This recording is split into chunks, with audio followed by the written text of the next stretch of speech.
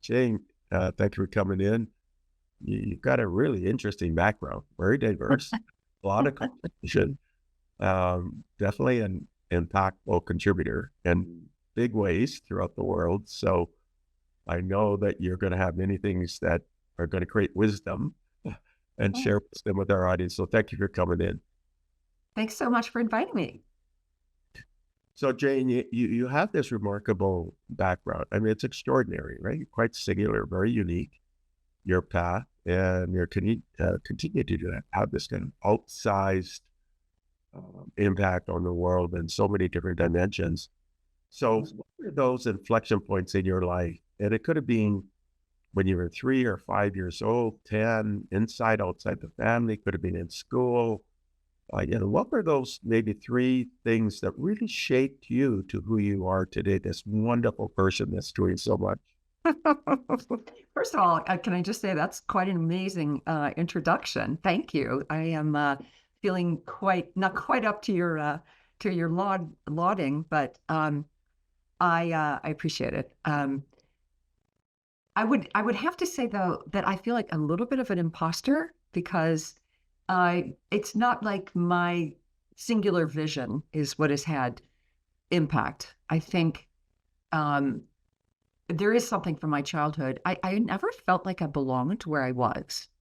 And I had this eerie sense. And later, many years later, actually, when I was launching Wired Magazine, a dear friend said, "You have to speak to an astrologer about whether this is the right time to launch, about how this is going to go for you." And I was like, "Well, I'll take anything I need right now to get this off the ground." So, okay, let's go see the astrologer. And the astrologer said, "You never felt like you belonged." And it was like, wow, that's really true.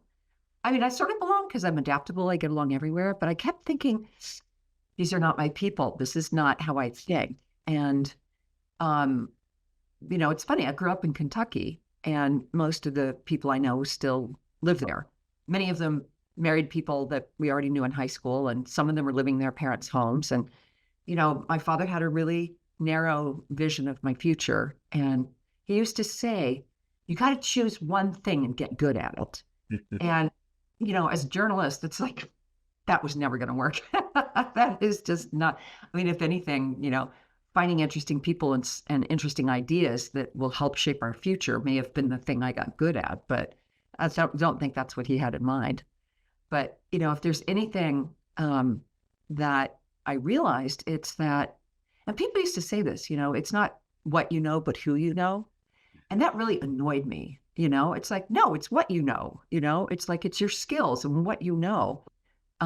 This was an argument for going to an East Coast school. And I had no intention of doing that because I was in flagrant rebellion mode and I wanted to go see the world and, so forth. But I think if there's anything that really stands out, it was how important being surrounded by other people's ideas was to me. Um, Growing up, I looked around at the options for jobs and husbands and lives, and I just thought, I will die here. This will not be good for me. And yeah, so I think that's it. And I just have had the extraordinary good luck of being with extraordinary people, and I think that really characterizes, certainly Wired, certainly the Human Immunome Project, and the Chocolate Factory is its own set of extraordinary people. But the So that's really interesting. You're growing up in an environment which is kind of very traditional and then probably goes back generations, and people are sort of in their particular paths, and you're in this environment and you think differently, and you're thinking, gee, something's not right, or something doesn't feel right. Oh, I feel out of place, I guess. And you're sort of questioning as you're looking around and looking at your family dynamic and the the dynamic of your neighbors and your friends, and you think, there's got to be something else. So as you continue in your journey, you realize, hey, there is other things, and there's people who think in kind of broad strokes, and they think about in a very diverse and interdisciplinary way, and you realize that's your path. That's kind of like, that's your community. You're finding the people that you feel most comfortable with, and that then guided your journey to where you are today. So I could see that. I could, if looking at your background, you can see this kind of very broad thinking it across many, many different disciplines, and not being corralled into one particular area. And then that really defines you, this kind of multidisciplinary, interdisciplinary approach to life. Okay, so you grow up in this particular kind of environment, and you're not able to spread your wings and fly in that environment.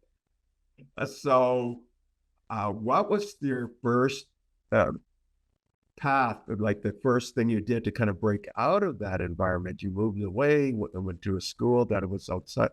Like, what happened next? You're going into this environment, you're thinking, doesn't quite feel, I don't feel quite comfortable here. So, what was that step to take you to this, environment that was closer to who you are? Well, I think rejecting what they expected me to do in my college years was step one. And, I just wanted other. I just needed something else. And I had a very narrow-minded view of what New England colleges were going to be, but whatever. I was stupid. I was young. And so I just headed west. And I ended up at the University of Colorado, which was pretty much the least expected school they would have sent me to. But I was interested in international relations. And, I wanted to see the world. And so I figured, first, let's get out of the South. Second, let's, get among mountain people, because I've always loved mountains, and used to do some camping and rock climbing. And to me, the idea of learning and being somewhere new, but being in the mountains, was like absolutely the right next step. And then with a degree in international relations, moved to Europe.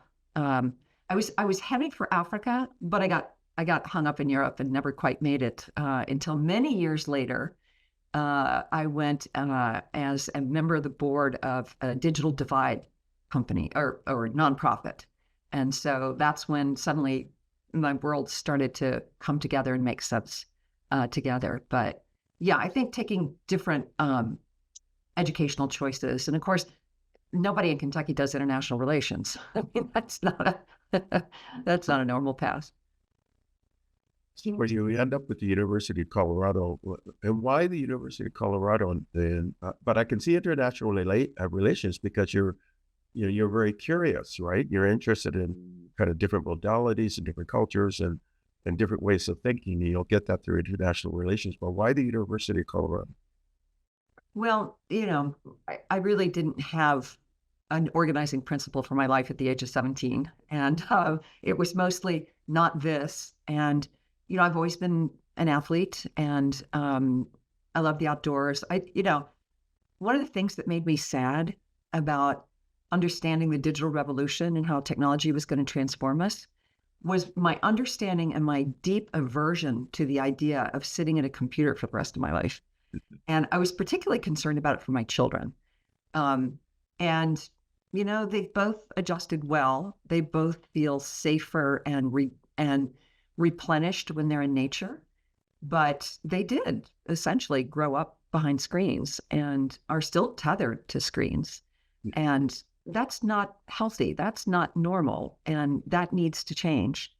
And so for me, Colorado meant the mountains. It meant being outdoors. It meant, and I played on the field hockey team, and, so I was, and am still. I mean, yes, I sit indoors, but I look out a canyon, so I can watch hawks and, birds eating bugs and, so forth. And it literally is just a step out my door, but that's just really, really, really important to my sense of my humanity and to my personal health and to everything. I mean, you should not sit in front of a screen all day long. Your eyes are designed to look across the horizon, to look up in the sky. And, if you put screens in front of yourself, you're diminishing one of the 5 key senses that operate and fuel your brain. And so, yeah, Colorado seemed like a good place. And of course, I ended up in Geneva after that. So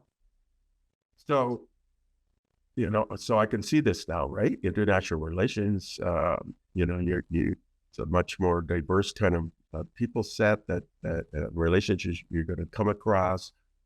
You're sports minded, you like the outdoors, you don't want to sit in front of the computer. And so the Colorado reflects all of that. But then you just look to the side and say, hey, I could see mountains. Did you end up, so you go to Europe, but did you end up going back to Colorado or something like that? Because you just said you looked out the window and there's like mountains and so. Actually, I'm in California now. So Right. it's not a mountain, but a canyon. And so, yeah, it is a theme. It's funny. Some people like beaches and I love the water, but the idea that I have to sit on the beach and look at the water was never my plan. I want to be in the water, and I find it easier to be in the mountains because, the boat you have to carry around with you. And sometimes you want a big boat and sometimes you want a small boat, but the mountains, it's just me and my hiking boots or my ski boots and off I go. Okay, so you end up in Geneva. Why? So that's kind of a long story, but I did a degree in international relations with a concentration on Africa. And my sister had started work for UNESCO and was working in Paris. And she said, well, come to Paris, get plugged in to that scene. If you still want to go to Africa, fine, but, start here. And I had other people who had done IR who were, working in the Peace Corps, and people were not happy in their jobs in the Peace Corps.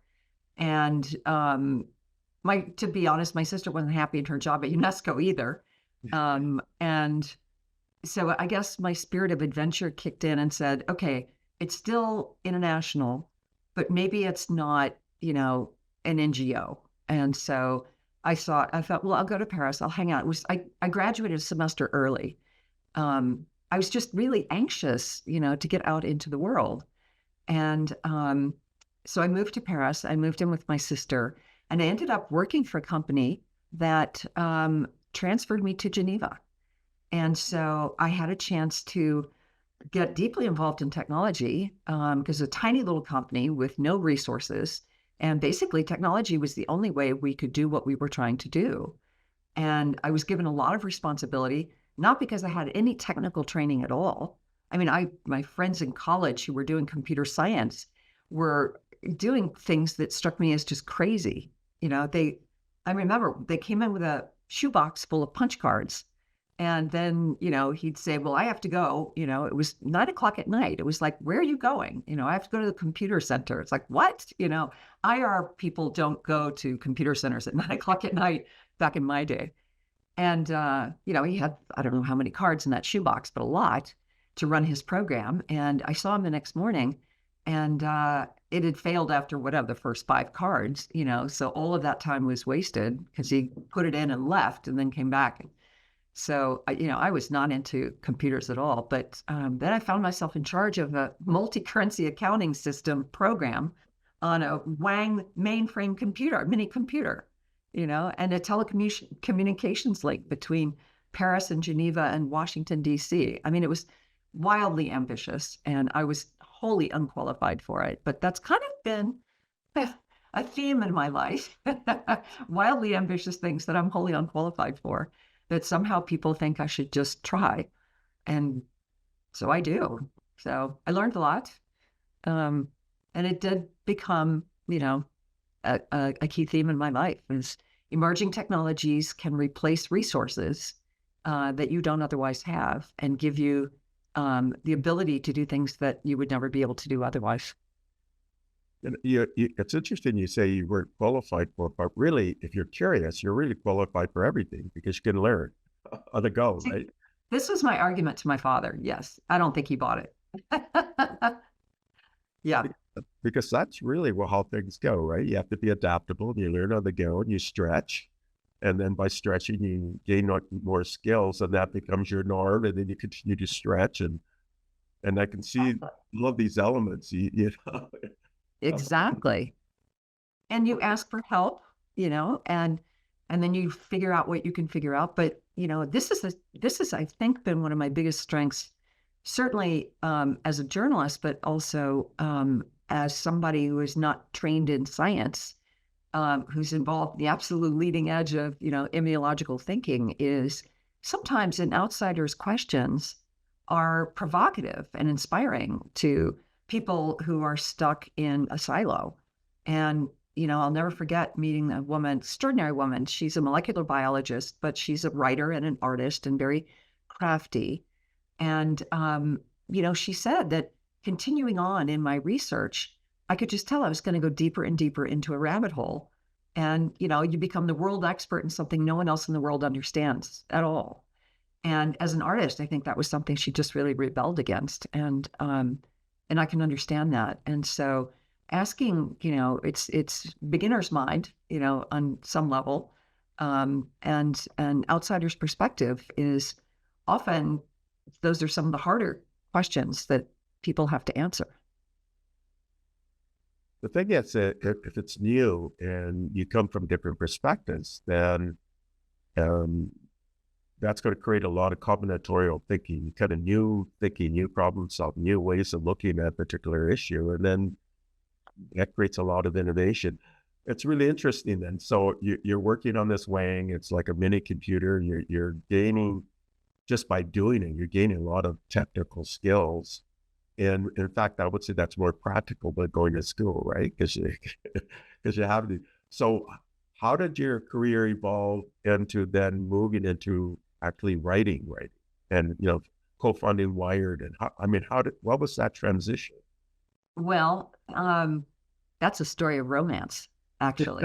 Again, I was lacking that overarching, organizing principle for my life, or, toolbox that would say, well, with these tools, these are the things you do, So at this same company, there was an editorial operation that had turned into a financial operation, and I was on the finance and technology side.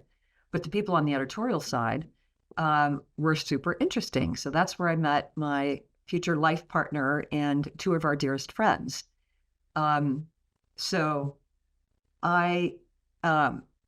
I'll cut through all of that, but I ended up falling in love with Lewis and moving to Amsterdam to be with him.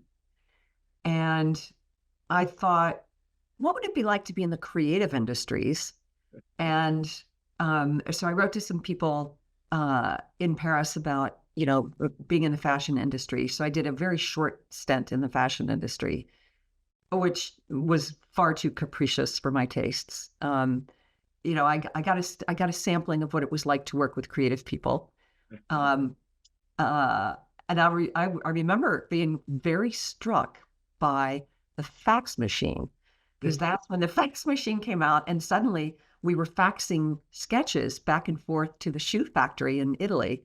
And I thought, well, this is important, this is game changing. But anyway, as I said, I had fallen in love with Lewis, and so I moved to Amsterdam to be with him. And he had just launched a magazine on behalf of a translation company that was, they were doing translation, but they were also doing software tools for translators. And they had contracts with the large computer companies and software companies from the United States who were trying to localize their software for European markets. So it was their software, but particularly the documentation burden around that. And this was also in the late 80s. So it was the run up to the integration of the European community. And suddenly, the idea would be, we have to publish everything, all the legislation, all of the papers have to be published in all of the, at the time, 9 official languages of the European community. And we ended up meeting an extraordinary researcher, supported by an extraordinary entrepreneur, Eckert Winson, whereby it would no longer be language pairs, because that's how translation was done, was English to French and French to English, one pair, French to German, German to French, the next pair. And it was an extraordinary burden, huge opportunity for this company that, supporting the magazine that we were publishing. But this guy's idea was to use Esperanto as an interlingua. And he was working on a machine translation program that would take, Esperanto, and every language would be transferred in and out of Esperanto. So you would eliminate all of those language pairs, and it would literally just be in and out of target language, Esperanto, target language, which I thought was just absolutely brilliant. And the fact that they were doing this on a machine, language basis, like very down to the very core of, the zeros and ones, to me was just one of those mind-boggling ideas. And the company ended up taking out, advertising in our tiny little publication. And then we'd send copies of the magazine around to Bob Maxwell, who at the time was running this huge, the Daily Mirror and all of his publications, and Rupert Murdoch, who was, I won't say at the beginning, but, this is 1989, 1990. And saying, which one of the first of you will be the first truly global publisher, and using tools like this. So, so that was very compelling. That's fun. I mean, Wired magazine becomes kind of a culture phenomenon, right? I mean, it just gets embedded everywhere. And then... Yeah. So that magazine we were publishing in Amsterdam was called Electric Word. And we only published 15,000 copies, but they went to very important, interesting places like the European Space Agency, the International Labor Organization, all of IBM's research centers around the world. And we were really looking at man-machine interface. What were all the different technologies that could be used? And we were looking at computational linguistics, and we were looking at neural networks, and we were looking at, a lot of technologies that, then went into the sort of AI winter phase of things, while multimedia and, networking and other consumer-facing technologies really took off. And so we wrote the business plan for Wired while living in Amsterdam and wanted to stay in Amsterdam. It's not like we wanted to leave, but, we did get the sense that there was something important happening in San Francisco.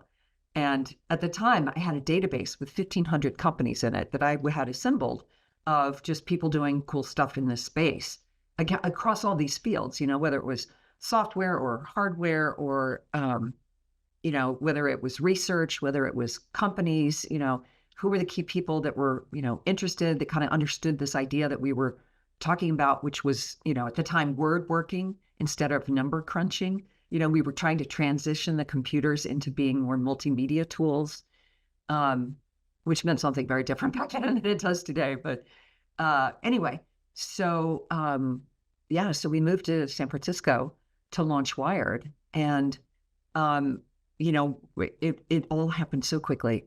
It's so hard to explain. We spent 3 years at Electric Word. We spent 2 years trying to convince the world, basically the publishing world and the financial world, that we could see the future and this is what it was going to look like.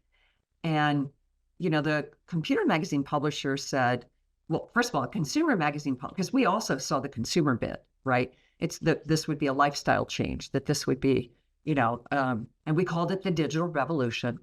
And we said it's going to change everything. It's education and business and design and communications and, Wall Street, Main Street, everything. It's going to become our new culture. And, the consumer magazine publishers were like, I'll never forget this. One magazine publisher said, well, I'm already interactive. I get faxes from my readers all day long, and it was like, okay, well, this is different, and then the computer magazine publisher said, if what you say is right, then everything we're doing is wrong. And here's Lewis and I, nobody's, from Amsterdam with a tiny little magazine of 15,000, circulation. And we're like, yeah, that's right. Your multi-centimillion-dollar empires, are all, barking up the wrong tree for what comes next. And they didn't like our attitude. And so we got funding from entrepreneurs and non-publishers until Condé Nast came in. And, Condé Nast, I still consider, one of the world's finest magazine publishers. And Cy Newhouse was a true visionary on many levels, just a magazine, expert, professional, highest order. And he said that he considered us a laboratory.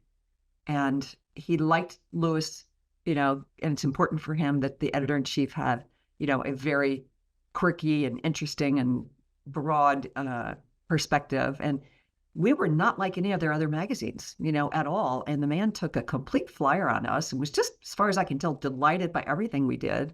Tried to get his other magazine editors and publishers to come out to California, which of course, at the time, why would anyone publish anything out of California? If you're publishing, you're in New York, But yeah, no, it swept through the media world, I can say that. And, it just pains me today to see what magazines have dwindled to, and that the new generation doesn't have an appreciation for them. And that, now AI is, creating so much of the content and creating so much of the visuals. And I really mourn the death of the magazine. I think that the world will be a less wonderful place, without them. And I don't know, I've moved on. So you somehow exited out of Wired then, or what? We had a very successful exit. Yes. The magazine quickly became an incubator for the web. So what can you do on the web? How can you invent web content? And, back in 1996, we had the fastest search engine in the world. It was called Hotbot. And you have to have, a particular background to remember Hotbot. But those who do remember it very fondly. We talked about buying Yahoo. That might have been a good thing to do. At the time, we were the premier digital content brand on the web. We invented the advertising banner 30 years ago. We're November today, aren't we? So 30 years ago in October, we invented the advertising banner and launched, it was then called Hotwired. Ultimately, it became called Wired Digital. And there's an article that Wired itself just published, which really, I think, diminishes the importance of that work and of that time and the incredible innovators who joined with us, to invent web media. We didn't have the tools. We had 40 software engineers on staff to take the content from the magazine and reorient it for the online world. But we were right from the start saying, this is not about putting a magazine online. We were exploring what unique things can we do in this sphere? And so we were in full experimentation mode. We had an incredible lab of 150 of the smartest people in the world. We had Brian Bellendorf, who basically invented cookies and the Apache server. We had John Plunkett and Barbara Coor, who basically invented the, ad banner and what that experience would be like. We were working with Jonathan Nelson, who now is, he runs all of digital for WPP Omnicom, arguably one of the most important men. And he, in turn, essentially invented programmatic advertising. So it's like, it was one of those places where the most extraordinary people came together from all these different walks of life, bringing all their different perspectives and experiences to invent something new. And it was an incredibly heady moment in time. And, people said you can't commercialize the internet. Back then, it was only for scientific communication. The bulletin board services and some of these places like the Well were making it a place for safe community building. But, nobody welcomed commercial speak or, flat out advertising. And Wired said, you know what, this is now a content medium as well. And we're going to experiment with that. And immediately, thanks to people like Jonathan Nelson, all of the top advertisers rushed in to understand what this new medium was going to be, because they were coming in behind the Wired brand. And that was really remarkable. There was an ad campaign that IBM ran where there's two nuns walking through a convent and one saying, I was able to do this, that, and the other. And, the Mother Superior says, well, how on earth were you able to do that? And she said, well, I read about it in Wired magazine, and they translated it to, 47 different languages, what have you. So yeah, we immediately became not just reporting on the digital revolution, but pioneers in that revolution itself. I mean, so you would really catch the interest though of people like Jeff Dean at Google, or some of the early days people at Microsoft or some of the other big tech companies, right? Or Gina Rometty at IBM in those days as well, right? Yes, absolutely. So IBM was our single largest advertiser by a lot. And but Google didn't exist yet. We launched that. That's 15 years later, and we launched the magazine in January of 1993. Right. So that this was the internet wasn't a thing when we launched. It really was the domain of nerds with pocket protectors down in the basement. And that was part of what Wired was doing and saying, is that the nerds in the basement actually are the power players of the future. And you got to bring these guys out of the basement and put them in the C-suite, because they've got a vision for what your company needs to do. At least initially, you better go out and register your brand, and your company name on the internet. And then you got to figure out how to filter networking through your company, and the flattening of the hierarchies that resulted, so that people could, have access to the tech person. And the way the tech person was thinking was changing the way we would do business. And it became a common toolbox. It's like, I have this digital tool, so I am now approaching problem solving in this particular way. And our job at Wired was to basically find, at least at the launch, was to find the people in all these different industries that I named earlier, with education or entertainment or communications or finance or even politics. Who are those people who see what digital tools can do, and how are they planning to deploy them? And let's talk to those people first, and that's a theme in my work, is like, who are the people at the leading edge, and what are they thinking? It's like, A, I'm curious because I want to know what they're thinking. B, I want to impart my values, there as well, and help them understand where their work interfaces with the rest of humanity and with our future. And so, Wired was a big part of doing that, was, showing you the future and then asking you to consider, what could go right, what could go wrong. But you can't ignore it. And as one of our esteemed contributors, Stuart Brand, who was the founder of the Whole Earth Catalog and the Whole Earth Review, and now the Long Now Foundation, as Stuart used to say, when a new technology, rolls over you're either part of the steamroller or you're part of the road. And that was our rallying cry. I mean, it's really remarkable. You completely redefine this sort of public perception of technology. You definitely chronicled and pioneered again the rise of the digital revolution. And again, were the leading lights, kind of like the North Star of the discourse of technology, culture, and business before anybody else. And that is amazing.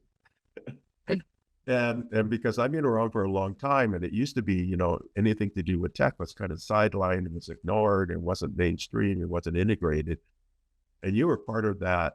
In fact, you were the catalyst to have that integration occurring and the recognition of the importance of all of this. So that's amazing. It's funny too, because, when I think about neurodiversity, Right. in a sense, we were sort of also part of cracking up in the idea that to be successful in business, you had to be a certain way, that you had to look a certain way, that you had to have a certain background, that you had to think in a certain way. And so I think we had that impact in business, and I think we also had that impact in culture. I think we were part of helping open up to different ways of being. I'm sure there's some people out there who think not. I mean, when we look at the electorate in the United States, it's like those people who are on the STEM or STEAM trail and those who are not. And so it is true that, technology has been alienating to some of the people who don't see themselves participating in the digital revolution. And so it has had that effect. with all sorts of follow-ons. I mean, a lot of things we anticipated, a lot of things we didn't, you know? So, and we're sort of running out of time. So that's kind of a little bit worried here, because you've done a lot. And I realize now we could spend like hours mining all of these different parts of your life. So you get into neo-life. Can you talk about that? And then let's talk about your immunome project. Yes. Right. So. Yes. So I got out of media. The digital revolution became less about our mission to change the world and more about business models and return on investment. And, at that point, I was just not as interested anymore. And so I ran a chocolate factory for a while, which got me thinking about nutrition and the science of food, the future of food, food as medicine, chocolate as a sacred plant and the role of sacred plants, but also as a carrier for things like probiotics or, of course, psychedelics or cannabis. So I was in that mode, running this chocolate factory when I encountered disease in my family. And at that point, I went looking for the leading edge of neuroscience. And I ended up in a conference room, ballroom, where there were, MDs and PhDs who were also digital revolutionaries, in their fields. They were, the medical field was slower to transition to new technologies and embrace new technologies because, you can't move fast and break things when you're talking about human life. The risk-reward ratio is just quite different.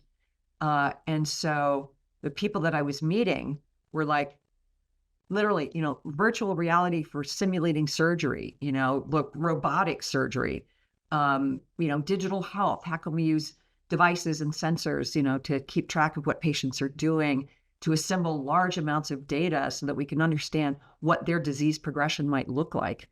The idea that we could use search data as an early warning for outbreaks of disease in certain communities. The idea that we could use data to understand that a woman was pregnant before she herself knew it, just from her purchasing habits or her internet search patterns. These kinds of ideas were just blowing my mind. And the idea that we would someday move to a future where, the intervention wouldn't be after you'd gotten sick, here's a pill or surgery. It would be understanding what trajectory you were on and how can we intervene to prevent that from happening in the first place. And so that I'm going to skip over the neo-life stuff because I really think the thing I want to talk about the most is the Human Immunome Project. But neo-life was a chance. So neo-life is the book, and ProtoLife is what the website is now called. But it was a way of talking about how technology disrupts biology and how we take the mindset of the digital revolution and that engineering mindset, and we apply it to ourselves. We apply it to our own biology. And so the people I met during the 8 years that I was running that as a media operation, I am so grateful to them for helping me see and understand, for first of all, my graduate education in biology and life sciences, but also for having the patience and the interest in thinking outside their very specific field to how this can actually change our species, change our society, change our medical schools, change our medical practice, but ultimately change our species. And so it was through that work that I was asked to connect people working in vaccine development to people working in artificial intelligence. So I was at a JP Morgan conference and the call came in, and that's when I said, wow, I don't know. I had some background in AI, but I didn't know anything about immunology. I was looking at the stuff that was, genetic engineering and neuroscience, like neuroimaging, neurohacking, basically, longevity medicine, and the future of food. That was kind of my beat at Neolife. And, I wasn't thinking about infectious diseases and pandemics, I have to say. So caught a little flat-footed, on that front, but, I was interested. And some of the smartest people I know, like Eric Topol, who's a cardiologist, but he's also a researcher, and he is the founder of the Scripps Institute for Translational Medicine in La Jolla. He's published numerous papers, patents, and books, particularly on how AI will disrupt medicine. He came to our meeting where we said, hey, we've got this idea. We're going to call it the Human Immunome Project. Let's get everybody around the table here to talk about what that means. And is this a realistic thing? Can this be done? How should it be done? And is this the right group of people? Incredible lineup. Eric Schmidt was our honorary co-chair, along with Pete Doherty, Nobel Prize winner in immunology. Eric Topol was our keynote speaker. Excuse me. We had, people from AlphaFold were there, pharma companies, academic institutions across the United States, Europe, and the Middle East. I mean, it was really an extraordinary gathering of people. And Eric Topol says, well, I don't know anything. Immunology is too complicated for me. And I'm sitting there with my degree in international relations, as the chair of this organization, trying to use machine learning and artificial intelligence to help us understand the immune system in a way that we had not yet been able to understand in the lab. And boy, that was imposter syndrome day, the biggest one. Too complicated for Eric Topol, but thrilling, absolutely thrilling, to see people, who are very busy mastering, the repertoire of, the B cell connectors and the T cell receptors, who are looking at these different pieces of a very complex system and just trying to understand this little piece, when what we needed to be doing was not just mapping, but building 3D models. And actually not even just 3D models, because it's a complex system. It interacts with other complex systems in the body. It also interacts with things outside the body. And then it changes a lot over time. And so, you skip right to 4D and 5D models, at that point. And so the whole concept of systems thinking in biology, to me, is like, were I a scientist, I would be a biologist. Were I a biologist, I would be a systems biologist. That is absolutely the way I think. And then here come the AI people, who I'd known for 30 years, many of them, but some of whom were, of course, much younger. And it was like, what happens when you get systems thinkers in the, digital realm together with systems thinkers in the biological realm? What becomes possible? And so this idea that we could actually decode the human immunome is so fresh and so ambitious that it can only be called a moonshot. And it can only be compared to, the Human Genome Project 20 years ago, who said, we're going to read the code of life, hugely ambitious, a certain level of swagger, associated with that, not just on Craig Venter's side, but also on Francis's side as well. Francis Collins, of course, who's head of the NIH. But, it is a continuation of, swinging for the fences in terms of its ambition, or putting a man on, Moon, Mars, Venus, wherever it is we're planning to go next. Sequencing the human genome was one of humanity's greatest achievements.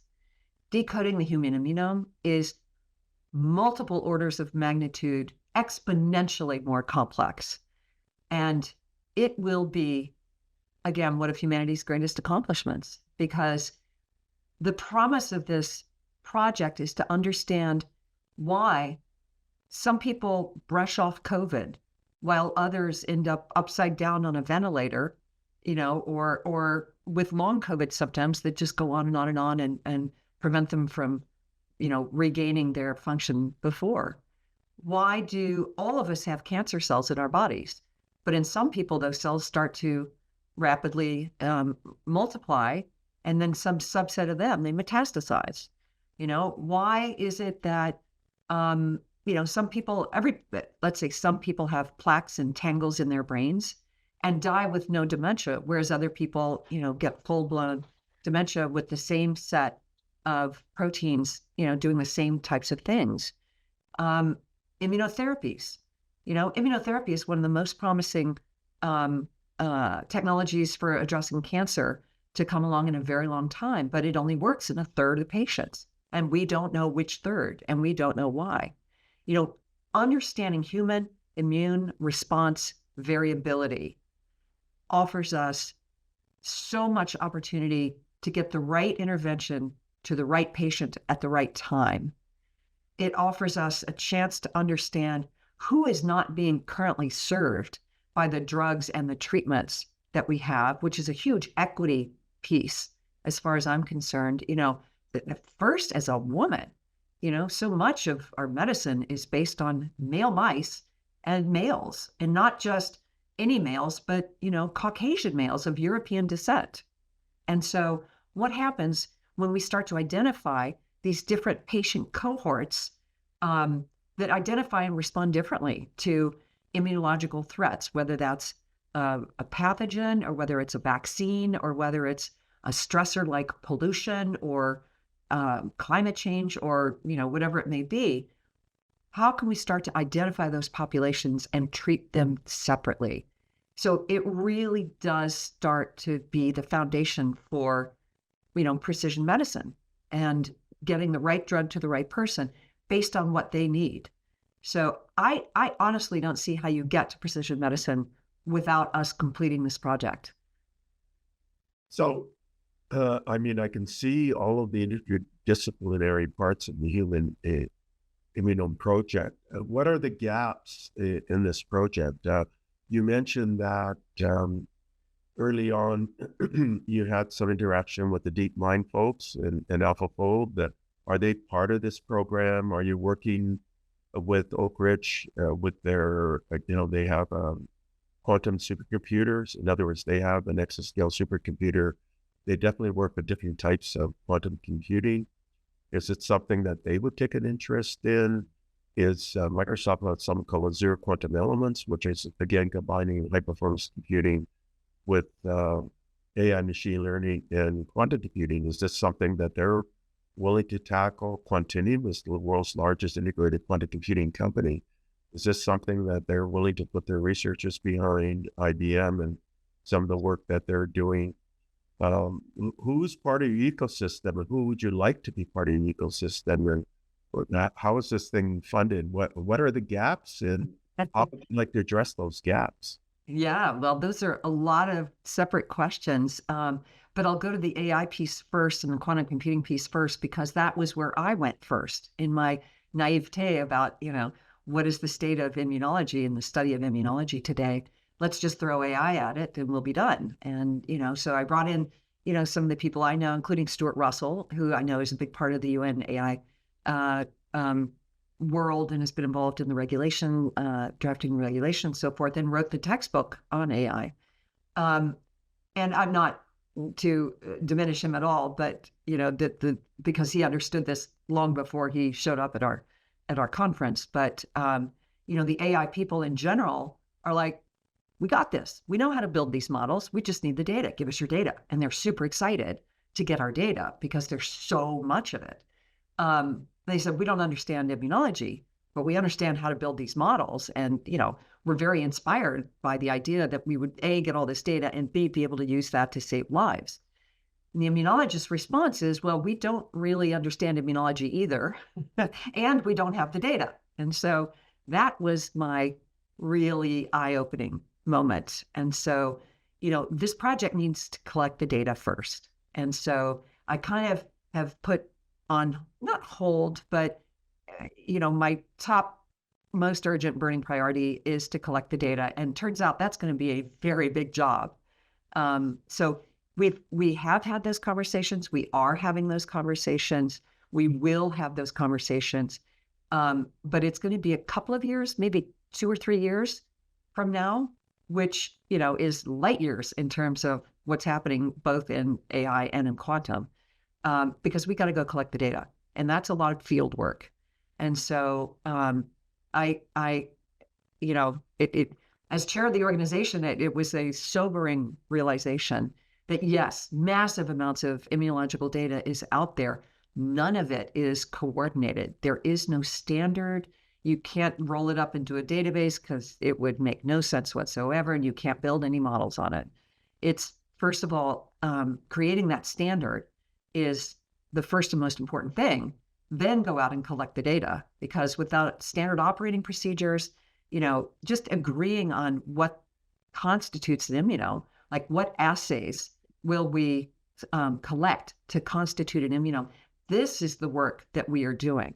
So we have two chief science officers who are both absolutely extraordinary. It is such an honor to work with these guys.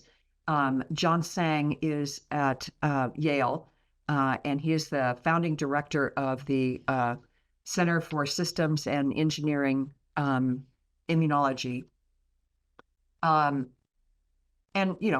probably one of the top 2 or 3 experts in the world on computational systems immunology. And Shaishin Orr, who is at Technion University in Haifa, and also the founding chief science officer of a company called Cytoreason, which generates, in silico models for drug developers so they will do, population modeling for drug developers. Say, here's how this is likely to respond in all of these different populations. So that's also very exciting. That you've been have this.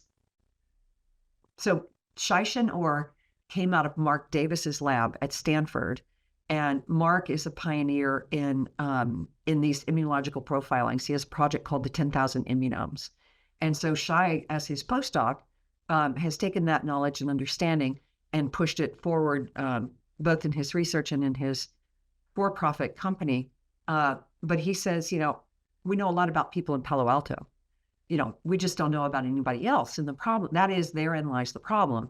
The human genome did amazing things, but they only explained, basically Caucasian male genetics. And now we're 20 something years later, we're still trying to catch up, right? The Africans have been very involved in trying to collect that data, trying to build up a representational genome for, the incredible diversity that exists in Africa. We don't want to do that. So we can't afford to do that. We need to cut to the chase, and we need a representational database for humans, all humans. So our project will go into 75% of the world's population live in low and middle income countries.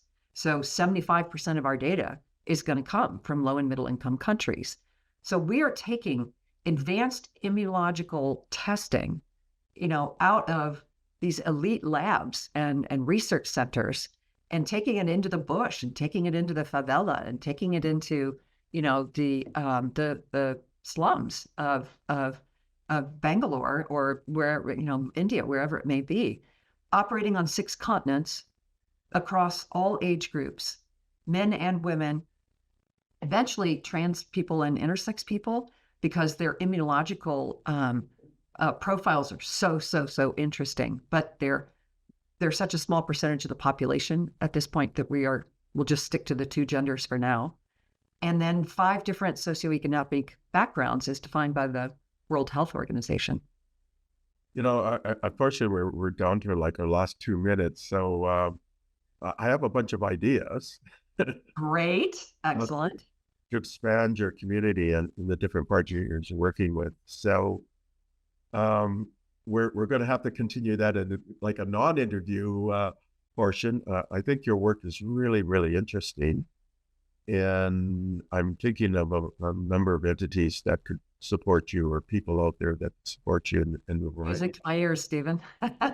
So we got 1 minute left. So and we'll continue that conversation in a separate sort of non-interview meeting.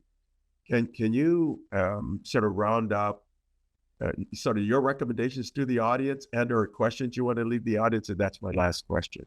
Yes. Well, I am stunned at the way people approach their health. In the early days of Wired, these people would just drive their bodies around like an old truck, that they could just discard and get a new one, but they can't, it's like, you got to maintain your body.